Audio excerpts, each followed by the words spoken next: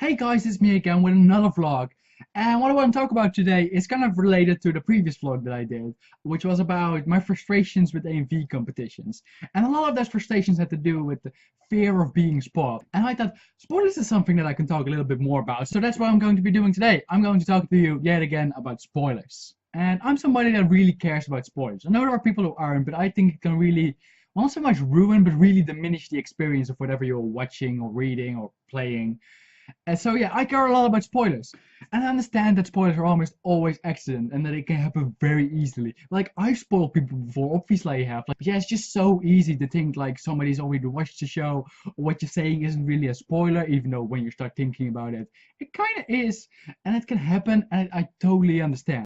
Keep in mind, by the way, that I'm talking about spoiling somebody you're directly talking to. So when you're talking to somebody else and somebody listens in on that conversation and accidentally hears the spoilers, well, that's not really your fault. So I'm only talking about the situation where you're directly talking with somebody. But when you accidentally spoil somebody, most people try to defend their spoiling. And I guess a very natural reaction, and I do that as well. But when you do that, you make the whole ordeal more frustrating for both sides involved. Like, neither of you is gonna feel good after having a discussion of whether it's a spoiler or not, or whether it was fine or not. Because it's just really an opinion. Like, nobody's right in that case. It's just frustrating. It's so much easier if you say to somebody like, "Oh, I accidentally spoiled you. I'm very sorry," and continue onward. That's so much better. And well, I should really be doing this more than I am. But when people try to defend the spoiling, what I hear a lot of the time is that that's already an old series of an old book or something like that. So that makes it okay to spoil.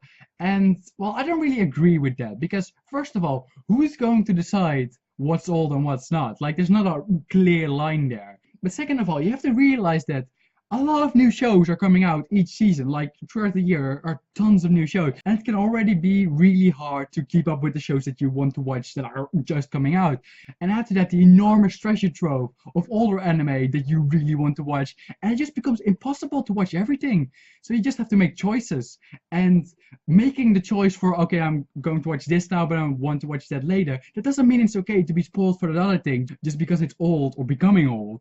No, it just means I want to watch that later. And I would still like to not be spoiled for that. Like, Cowboy Bebop is a perfect example for me, because I really want to watch Cowboy Bebop. But if I would be spoiled for that series, I would be really demotivated for watching it, because I've already been spoiled for it. So why bother? I'm just going to watch something else now. And if you really want to talk about it and really like the series, that's obviously not what you want. Like, you don't want to spoil people and then having them not watch the show. But you want them to watch the show so you can actually talk with them about it. But sadly, that often does not happen. And I understand that some people do not care about being spoiled as much, but a lot of people do, and you have to take it into account. Like, when you're directly talking to somebody, as I was saying, it's very easy to just ask them, like, "Hey, have you watched this show?" If yes, amazing, you can have a great conversation without the fear of spoiling them, and it's just gonna be great. If not, just say, "Hey, that's a great series, you should really watch it, and I would love to talk to you about it when you've watched it." Like Voltron. Go watch Voltron, everybody. So yeah, that was my vlog about spoilers. Whether you agreed or disagreed with me, please put so down in the comments. I'd love to read what you guys think. If you want to watch some other videos on my channel, you can click here on the left to watch a 1-minute recommendation of Voltron, because seriously, if you haven't yet, you guys should watch Voltron, and Cindy will explain exactly why that is.